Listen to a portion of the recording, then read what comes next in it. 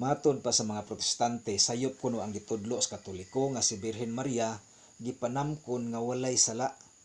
Kay sumala kuno sa Biblia sa Lucas 1 bersikulo 47 nga si Birhen Maria miingon, ug nagmalipayon ang akong kalag tungod sa Dios nga akong manluluwas.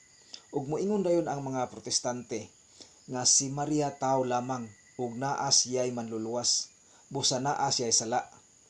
Kung walay sala si Maria, nganong giluwas man siya? Muna ang ilang pangutana og pagsupak, mga igsoon. Ug niay tubag, si Santa Maria walay buling sa sala sukad ipanamkon og sa tibuok niyang kinabuhi. Tungod kay inahan siya ni Ginoong Hesus ang Dios nga nagpakatao. Sa Biblia klaro nga gipahayag nga ang kaalam dili gayud mopuyo diha kang bisan kinsa nga malimbungon o naulipon sa sala. Kaalam kapitulo 1 bersikulo 4. Og si Ginoong Hesus mao ang kaalam sa Dios.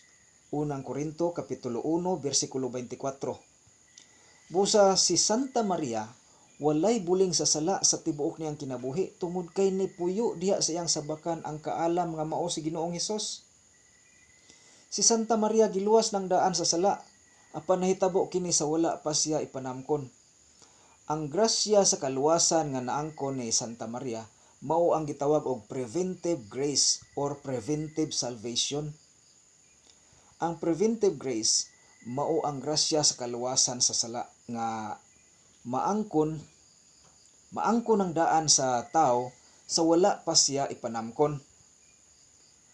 Sa Roma kapitulo 8 bersikulo 29 giingon nga kadtong gipili ng daan sa Dios, gilain niya aron mahisama siyang anak, aron ang iyang anak mahimong kamagulangan sa daghang mga magsuon.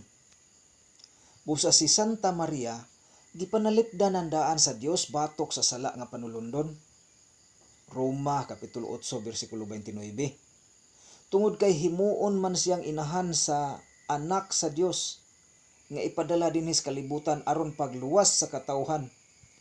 Juan kapitulo 3 bersikulo 16 ngadto 17 o Galacia kapitulo 4 bersikulo 4. Ikaduha, ang tao nga naay sala na biktima na sa yawa.